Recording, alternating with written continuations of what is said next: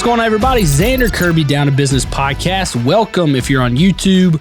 Hello if you're listening on Spotify, Apple, the radio. I don't know if we're on Sirius XM, but we're not. That'd be cool though, right? We are now. We are now.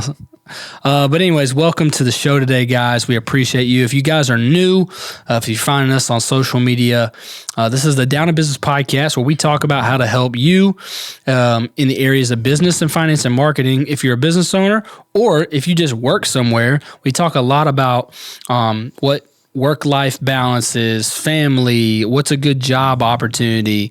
We just talk about a lot of business type stuff on both sides of the spectrum. So a little bit about myself. This is my friend Braydon here. Braydon works for us at Pure Marketing, my marketing company that we have here in Columbia, South Carolina.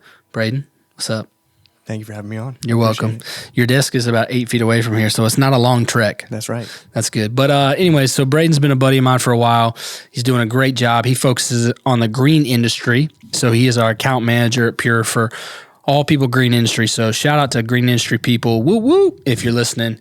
And so one of the cool things about Down to Business Podcast is we are available to connect with. So if you want to DM us any conversations you want to have, any questions you have, if you have a guest that would be awesome to be on the show, please hit us up through Instagram, Facebook, anywhere like that. We've been blowing up on Facebook lately, so we would love for you to find us on Facebook. But today, Braydon, we're going to talk a little bit about the other side of business, and that is the family life.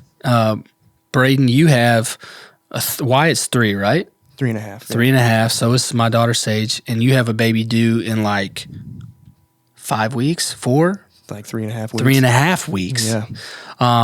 I have a son, a daughter, and another son on the way. So we've been talking about this a lot, and our wives are both feeling it right now. Oh, big time. And they're not, and our wives are both like, they're not made for this. They're small, they're petite, and it's a lot, right? You look at our wives, yeah. Until they turn around, you don't even know they're pregnant. There you go. That's the phrase. Don't say something else. Goodness help me. But you had some interesting things in your background before you came to work here at Pure, and I was hoping you would talk a little bit about that. Talk a little bit about just your background and the unhealthiness you had. Is that fair to say? Yeah.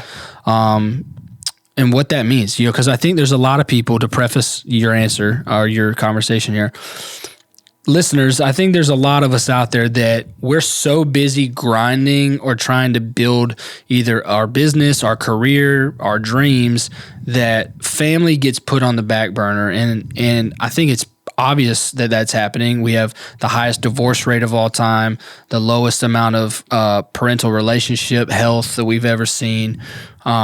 Kids, get dropped off at 6 a.m., they get picked up at 6 p.m., and then they go home and put them to bed. There's not a lot of parental relationships that are healthy on a percentage-wise. And so maybe today is a good episode for you to question what you're doing. I think every time we speak on a subject, I'm looking in the mirror first. Excuse me. And so we'll talk about some things I do, some things you do, some things I don't do well, some things we do well. So, Braydon, you have a really interesting perspective. So kind of give us your backstory on your work life before your current job here at Pure. Sounds good. One of the biggest things that I'm focusing on right now is being present, because there's so many things that have distraction that take us away from work and from family. The biggest thing for me is family's always first before work. You told me that the first time I met you. Yeah. And the last two jobs that I was in, which were in healthcare, they kind of demand that work is before family, which it kind of went against my morals, really caused me a lot of strife in my marriage, strife in my own heart of I'm going against what I want to go to. Right. Before I worked EMS for a few years, and so that's 12-hour shifts. Is that 3 times a week or 4?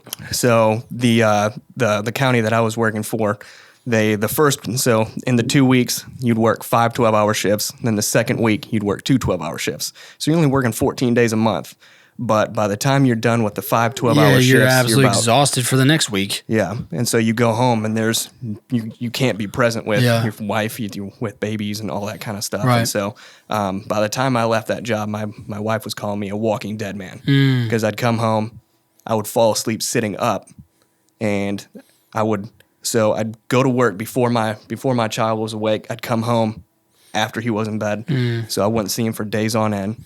And then I'd come home, be short-tempered because I'm seeing stuff that I shouldn't be seeing, and then take it out on my wife. And then so it's even worse than even not being there at all, because then you're coming home and you're bringing on top of, you're adding on to the problem because, like you said, you're coming in with burdens and you're coming in burnt out. Yeah. How long have you been married to Marianne? I don't even know that answer.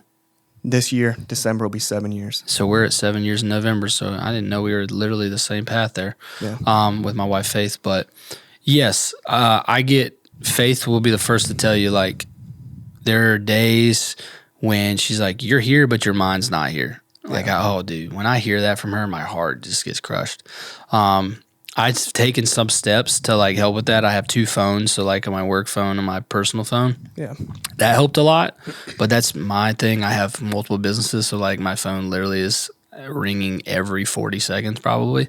So not everyone has to do that. But so kind of, what were some of the, obviously for people listening, first off, let's preface, there are seasons where you have to do what you have to do. Oh, for sure. Okay, so like if you're getting foreclosed on, or you're trying to get your first house, or, these big monumental things in life, trying to keep the lights on, trying to food on the table, you have to work as much as you need to work. Like, I'll put an asterisk on that. Yeah. Agreed? Yeah. Like, but if you're not in desperation mode, as we'll call it, there definitely needs to be some type of, one of 2 things.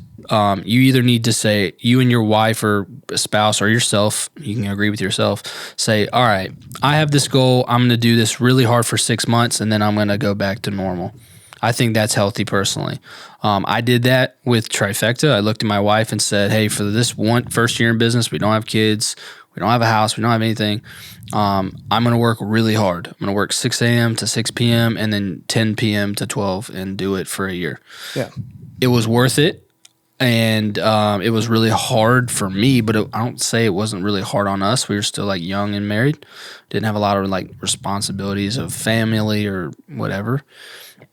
Then the other side of that is people who just like get in that rhythm all the time.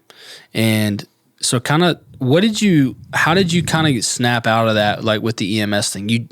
Was it simply quitting, or was there no balance to be had at all? Like, because some jobs I think aren't really possible. And like, I hope people listening hear that. It's like, maybe someone listening right now is working one of those jobs where like, it's not possible to have any type of balance, any type of health. Was EMS one of those? Like, was it possible or no? I think I was at such a dark place in pretty deep depression that I kind of I didn't care about anybody else but myself. I would come home and drink just because, I didn't really have an outlet, and that was it. The one thing I could look forward to was coming home to open up a beer and enjoy a beer. I wouldn't come home and get drunk. Yeah, that wasn't a thing. But the thing that got me through the day was I was going to go home and I was going to have a beer. So okay, I'm really thankful you said that. What was the turning point? The turning point was when my wife said, "You are a walking dead man." And you're a waste of energy. Repeatedly I would come home and she'd ask me, "Are you depressed? Why are you depressed?" And I was always like, "No, I'm good. I'm not depressed. I'm good. Let's go." What got you? Was it faith? Was it like what? How did you not snap out of your depression, but how'd you work through that? Or are you still working through that? I think I'm at a much better place now. I was given another opportunity to leave EMS and then go straight back into healthcare, which was another 12-hour shifts, which was crazy again.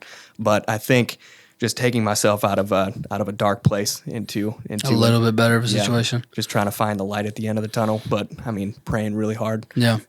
Having a really supportive wife. Well, I know that also, when we met a year and a half ago at church, you still said you were looking for a better situation. I didn't know this would be that, but I think I've shared on the show, and our hours here are pretty cool. And I know that was one of the enticing things.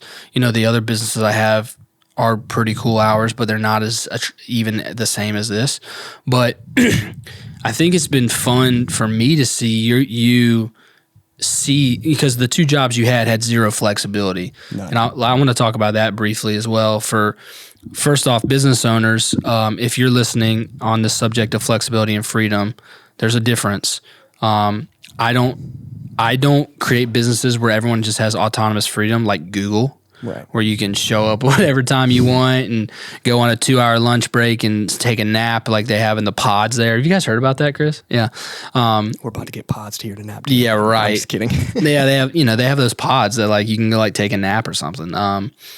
I don't personally believe in that to nearly that extent, but I do believe in the super flexibility. So if you come in with a headache at 8:45, go get a coffee. Like, who cares? Yeah. If Chris had he had to take care of something this morning, and it's like, take care of it. Like, it's not a big deal. But the problem is especially with COVID, right?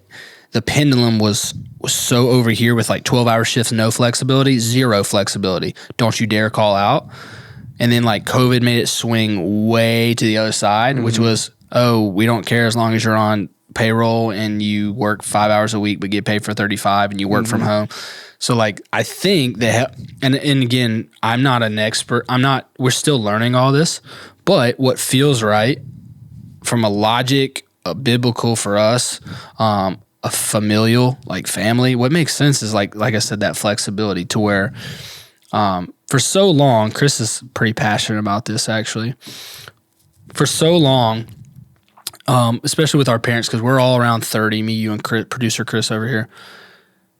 My parents owned a business for 36 years. And so I learned a lot by watching that.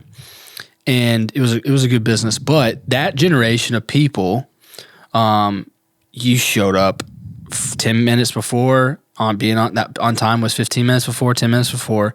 You stayed till you clocked out, and you worked there 20 years. And as long as it was a decent place to work, you didn't even really think about leaving. Like rarely, right? And so it's been really refreshing now for people our age to go, I have options. I don't have to just go work at Boeing for 20 years, or I have to go work at the post office for 25 years, get my pension, and die with just a normal paycheck. And because I worked my whole life to keep getting a paycheck. I mean, most people, retirement, all it is the paycheck they're replacing to not go to work. Right. It's not like they can go on trips. It's not like they can go and do amazing things they wish they could always do. It's not like they can give and be generous. And so I say all that to say, I think you gave me a lot of insight because I've never really had that personally. I've owned businesses since I was 24. It was refreshing to hear first Chris, because Chris came from a great place to work, but his schedule was just, is that fair to say, Chris? Your schedule was just crazy. Similar to what you were talking about, burnt out. It's been refreshing to, with Pure and with Trifecta, because we work 410s over there. And like today, Friday, right? Today's Friday, we're recording this. I've got 3 people in the field working, and all the manager Gabby's leaving here in 10 minutes, and Paul's out of here by 2, right? So like, we haven't got it perfect yet, but the flexibility thing is so important. But I say all that to say, give us a perspective, Braydon, on like how different things have started to change since you've had this new let's keep calling it flexibility at Pure, at what, like in your life, headspace, marriage, whatever it is. Everything has just gotten a whole lot better having a better schedule.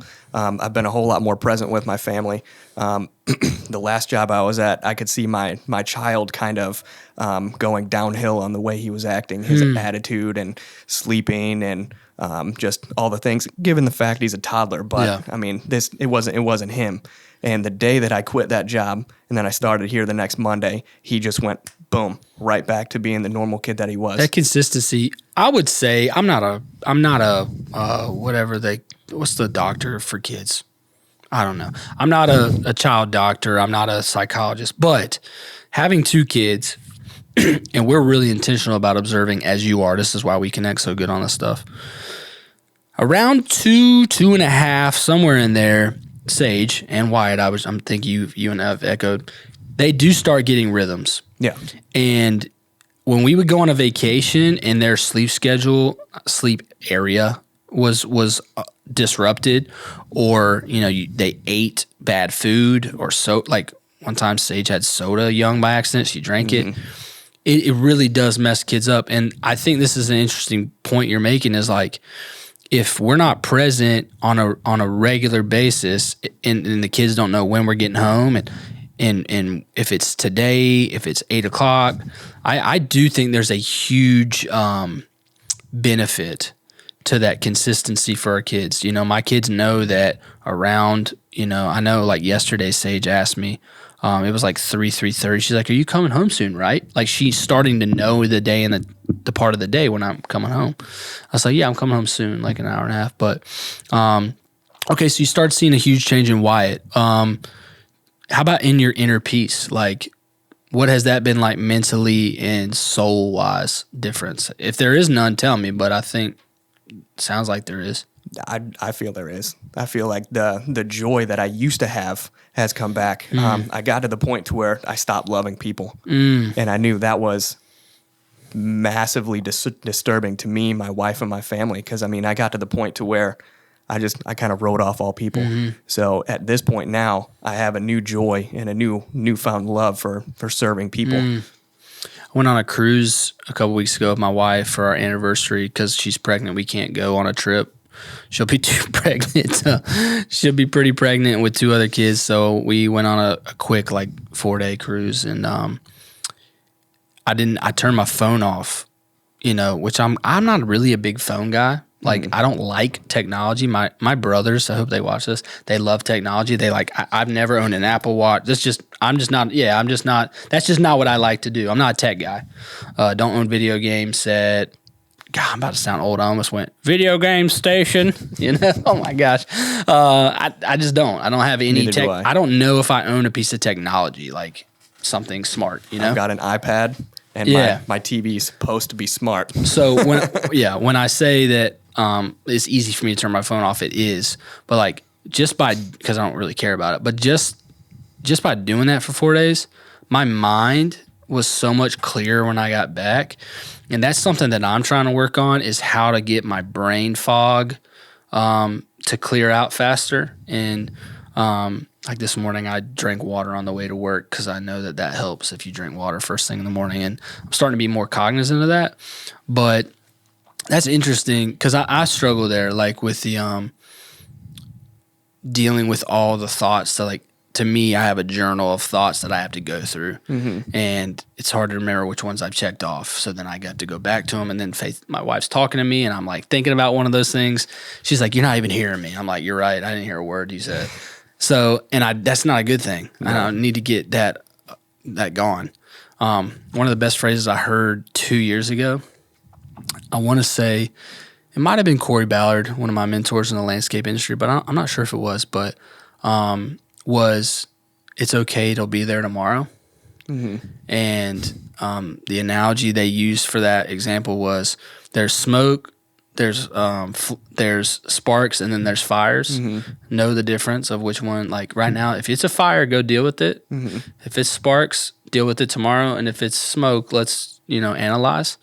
If that makes sense. So that's helped me a lot, but I'm not going to sit here and act like anyone watching this that I've got this one figured out. I don't. I'm in process right now, from an unhealthy spot with the mentally more. My time, I'm pretty good with the time part, but the being present part.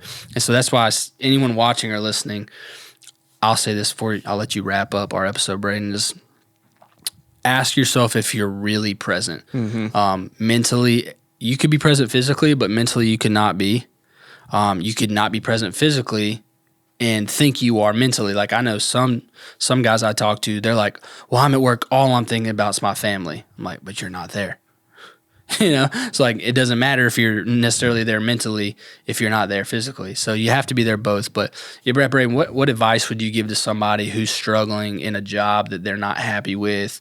They feel trapped, they feel depressed, they're struggling with alcohol or anything else to kind of numb that issue.